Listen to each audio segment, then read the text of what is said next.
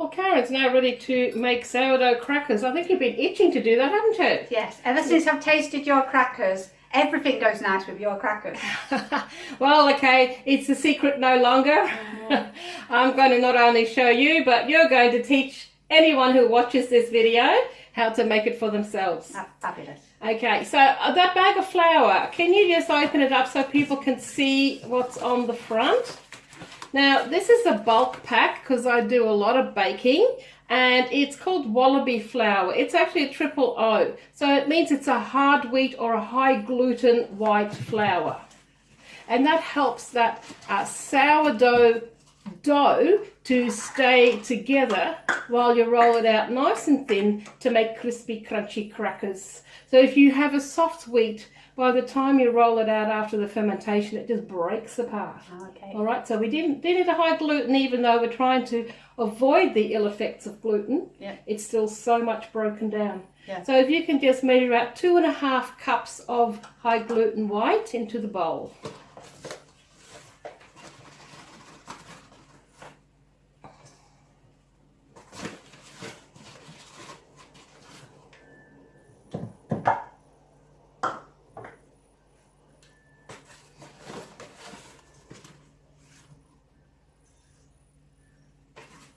And now you're so in love with the spices in that sourdough cracker.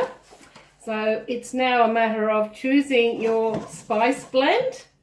And what have we got here? I'm going to choose this one. Moroccan seasoning. It looks a bit yellow, so I wonder if it's going to really colour those crackers with the colour of the spices in there. So be generous, add a lot, because that will really bring the presence of those spices into our cracker mix.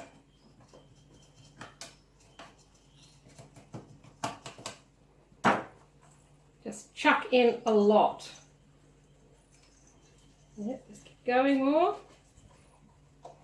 I don't measure this out because it's a personal preference really, but that's looking good now. Wow, yeah. That's a lot. It is a lot, yeah, but fermenting sourdough really does take care of a lot of heat and chilies, and it just breaks down so much. So we do want to have the presence of those spices once it's all said and done. Okay. Yeah, so just mix that together. And now you'll need to measure out 4 tablespoons of olive oil.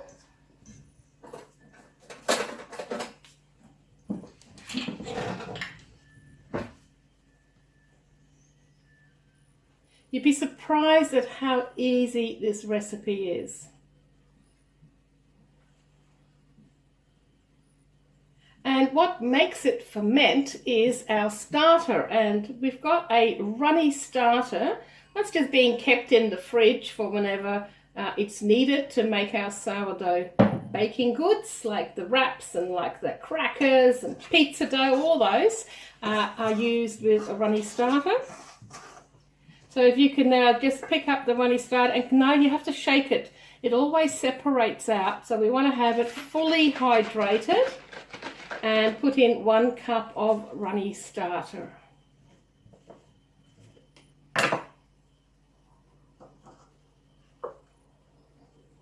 One full cup. That's the liquid part of your mixture. Yep.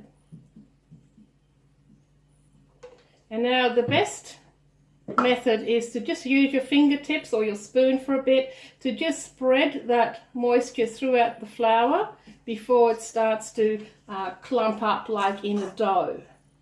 And if you see you need a tiny bit of water to just bring that dough together, you can add a tiny bit of water. But you don't want to make it too moist. In fact, you want to make it as firm a dough as possible.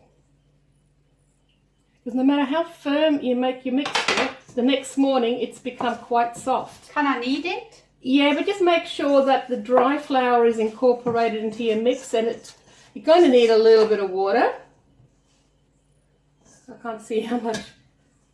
Yeah, okay, just work that in.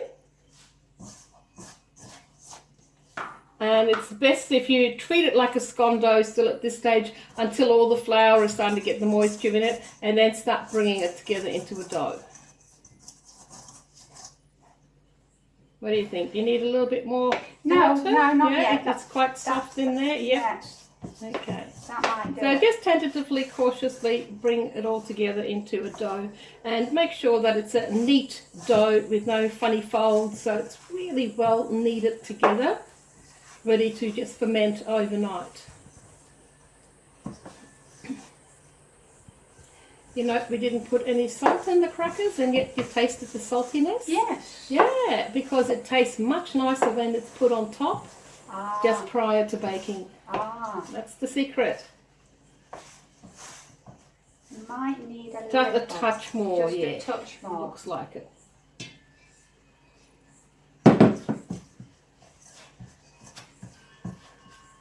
Just enough to bring it together.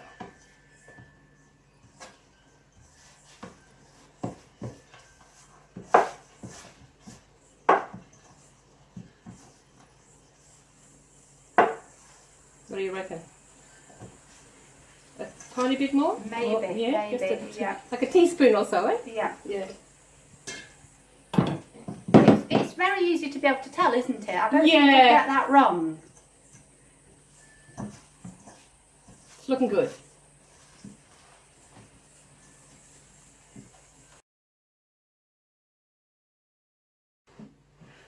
Well, now I've got some dough that was made previously and it was kept in the fridge, and Karen's now going to take out about a third of that dough and start kneading it ready to roll out into our cracker mix. About that much? Oh, that's plenty. Yeah, you don't need that much even. Never mind. Put a bit back. Okay. Can you notice that it's actually got a lot softer? It is, yes. Yeah, that's a breaking down in the sourdough process. It's a very powerful ferment. Yeah. But I try not to have the ill effects of gluten in my diet, and gluten actually aids in inflammation. So I'm trying very hard to put the turmeric in my diet and trying to keep away from the ill effects of gluten. And for that reason, we can't add fresh flour to the mix because that will add fresh gluten.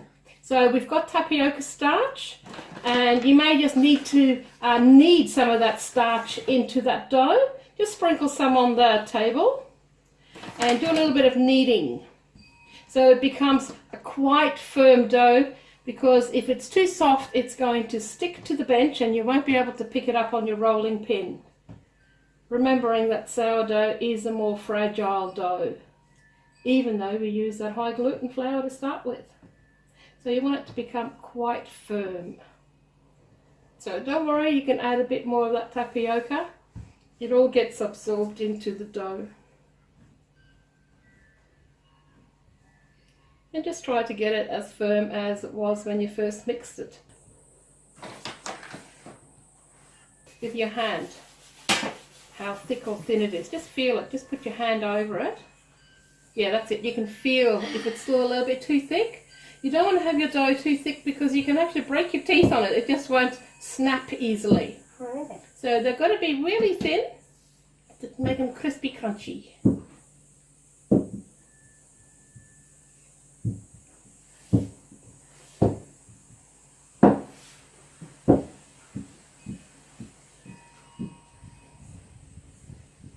And what I do is I just feel over it. That's great. Beautiful. So roll it up on your rolling pin. Just start at the beginning, because it can now really tear. No. Wait. This is much safer. Go from the beginning and just roll it. Put the tray under the way the length goes. Okay, now pick it up and unroll it. Tricks of the trade, that is. Yeah, yes. no, I know. But you've done a top job. It's come out beautiful. Look at the yellow colour. I love it. So now just get a knife and trim it inside the edges there, just to have a nice flat base. Wow. Yeah, inside here. Yeah. You can put it on the bench. So you've just got one flat dough Do you slab. have to do it at the bottom? Yeah, at And the then bottom. leave it At all the the bottom. sides, at Yeah, the you don't want any curly bits. No. Hello.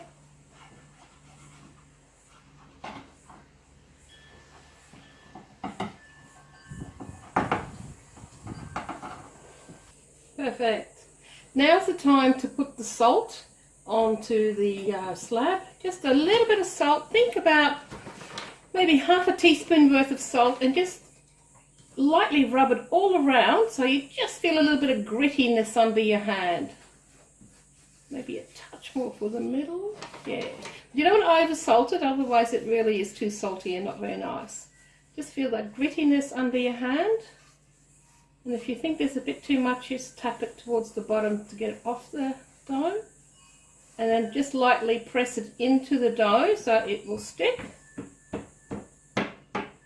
And now's the time to cut them. And my preferred way is actually cut them into diamond squares. Start from one corner and go diagonally down. Like that? Yeah, I just start from the corner and yeah. And it doesn't have to go straight down to that corner, maybe about here. That's it. And then do the next cut, about 1.5 inches, 1.25 inches or so, yeah. That's it.